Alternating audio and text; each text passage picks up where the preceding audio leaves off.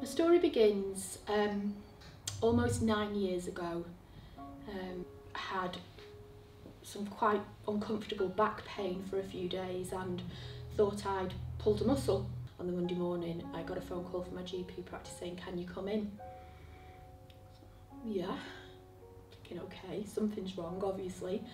I went in and he just said, "There is a massive cyst on one of your ovaries."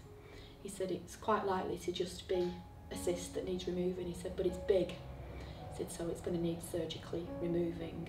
And I remember being in the anaesthetic room beforehand, and he said to me, he said, look, I know we've had to go through all of that. He said, but he said, it's going to be fine. He said, we'll just go in, get the cyst out. He said, I'm quite convinced. Came round a few hours later and kind of said to my husband, asked them what they've done, and the nurse came over and said, no, we'll discuss it tomorrow. And I said, no, tell me now please. And she said to me, I'm really sorry, you've had a full hysterectomy. I started chemo in July 2009 and then had a CT scan halfway through my treatment, and then from that CT scan it became apparent that it had spread. So I was told very quickly it had gone to stage 4, incurable cancer. My children they were 3 and 6 when I was diagnosed. By this point they were 4 and 7, and I expected to just go back to being a mum, a wife, doing my job. So everything changed then. It is as much a mental battle as it is a physical battle. I was actually referred for complementary therapies, and I had no idea that Queen's Court did complementary therapies. It was my oncologist that said, go and have some reflexology or something, go and relax, because relaxing doesn't come easy. You know, it's not like you wake up in the morning and you forget. I pulled into the car park and I started to feel my heart going like that, because the word hospice invokes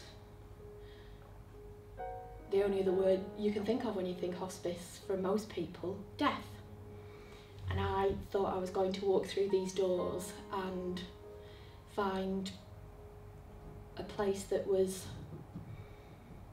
maudlin and sad, and I almost couldn't get my legs to work to walk through the door. And before I had the complementary therapies, one of the nurses said, oh, we'd just like a little chat with you beforehand. So I went and had a chat with them, and actually it turned out I was having some pain issues that they could help me with. So we had a really good chat, and my heart went down to its normal pace. I relaxed. I then went for the reflexology, which was phenomenal.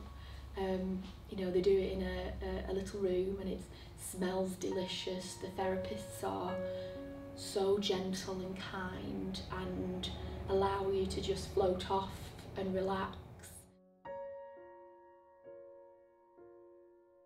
The strapline for Queen's Court is where life is for living, and genuinely Queen's Court has allowed me to just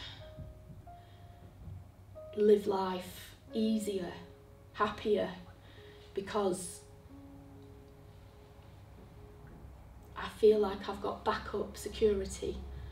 Queen's Court also are very mindful of the impact that a terminal illness has on not just yourself, but your immediate family around you. My children feel incredibly comfortable here. It's unexpected, I guess, is the only way to say it. You know, there's perhaps a misconception out there that this is just a place you come to die. It's so much more than just putting you in a hospital bed and making sure that you're comfortable. The medical staff here, the volunteers, are the most special people, because every single person here is beyond phenomenal. You don't get to plan things in life. Everything you do has to be last minute. So you cling on to what you can in life and your dignity is one of the only things that you have left, and to be treated in a dignified way means the world. So coming here, and even if it's 5 minutes whilst you're waiting to see the doctor, hearing other people laughing and enjoying themselves and getting as much out of life as they absolutely can is a gift. The only way I can describe it personally for me is like having the most comfortable, warm, soft duvet snuggled round me, and everything feels better when you've got your duvet wrapped around you.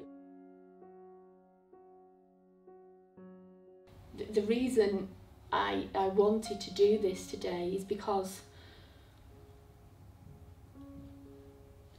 to be perfectly honest, I feel the only people that can accurately describe what it does for you is the patient, and I just felt the need to get that out there, that this is a magical place. It deserves everybody's consideration.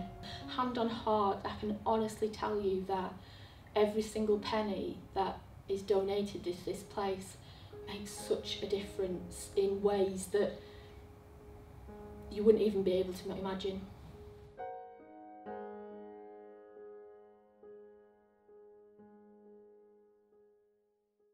Yeah, I do. Yeah. There we are. Cheers.